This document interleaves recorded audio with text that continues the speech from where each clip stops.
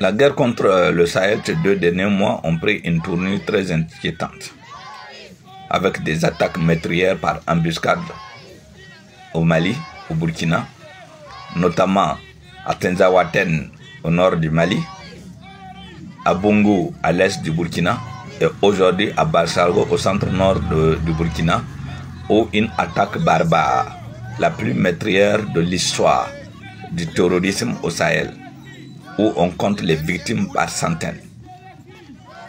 Il est important qu'on s'interroge. On s'interroge sur cette guerre. Aujourd'hui, avec l'attaque de Tinzaouaten, les autorités ukrainiennes ont officiellement annoncé leur appartenance et leur soutien aux groupes armés terroristes.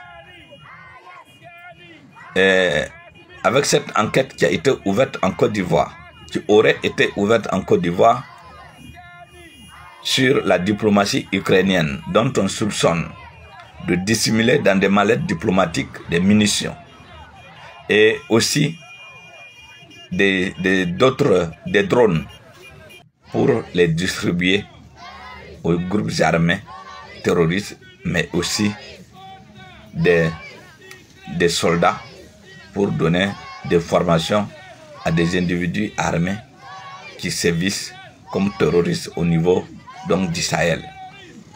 Cette prise de responsabilité des autorités ivoiriennes est à saluer. Est à saluer parce que quand le Sahel tombe, c'est la Côte d'Ivoire également qui souffre.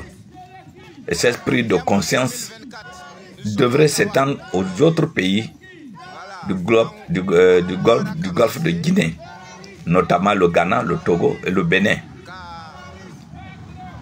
Parce que ces terroristes qui sévissent, qui reçoivent des armes, ces équipements, ces munitions, ces drones passent obligatoirement par des frontières, parfois maritimes, pour arriver jusqu'au Sahel.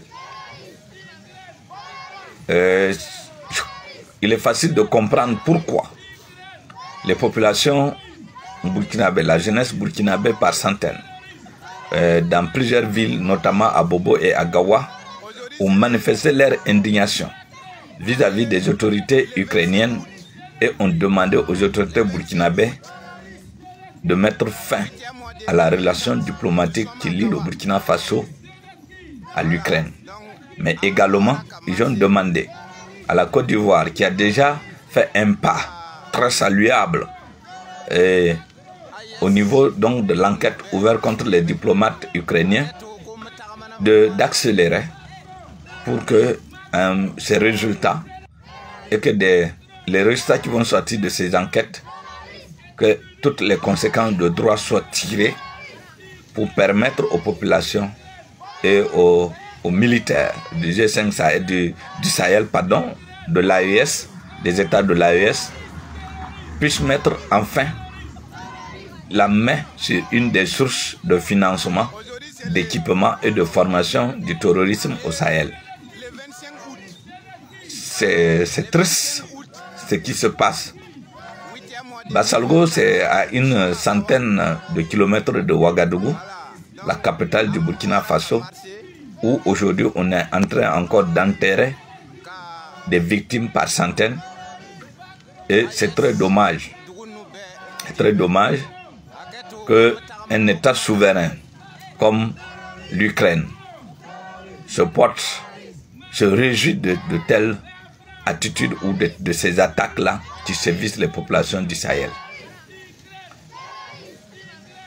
Merci à tous et que ces engagements des autorités ivoiriennes, ce cri de cœur des populations burkinabè, maliennes et nigériennes puissent être entendus et qu'enfin on puisse mettre de côté nos égos, des égos géopolitiques, pour essayer de sauver notre Afrique, notre sous-région ouest-africaine.